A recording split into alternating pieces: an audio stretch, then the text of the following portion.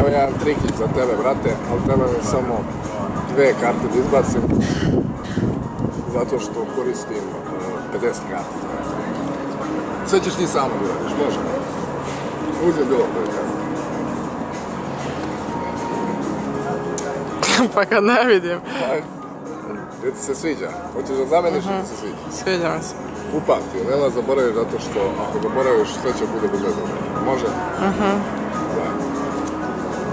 Znači ti sama treba nađeš svoju kartu. Samo polako. Reci stop kad god poželiš. Znači vidjela si prilike gdje je otišla, reci stop kad god poželiš. Stop. Ovdje? Da. Jesi siguran? Baš ovdje.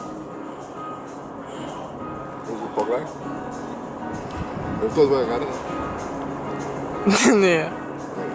Znači da je bila blizu, a?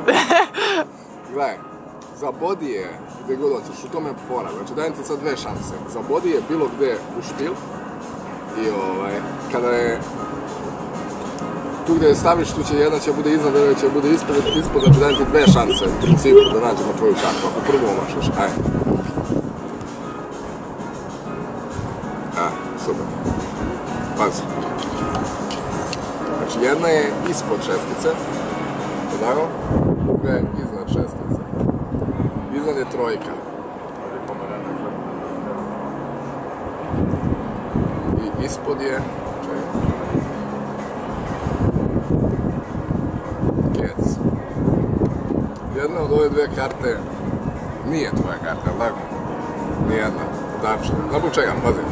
Uradila si super, iako ne znaš šta si uradila, gledaj.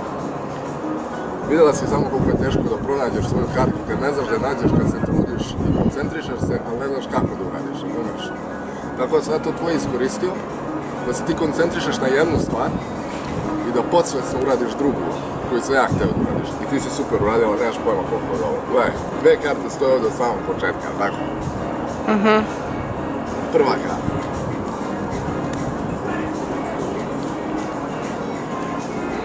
Druga karta. Fala vetre. Što čini izvanredno. Ja gledaj. Ako hoćeš da nađeš tvoju kartu, lako, onda samo vam treba malo magije, brate, i odmah pretvorimo tvoju kartu. Tako se završava svaki klip, ja mislim. Bez vetra. Hvala vetre na pomoći. Svi pogledajte videe, pretplatite se ako vam se dža, ako vam se ne dža, jebi ga, nemojte gledate. I tako.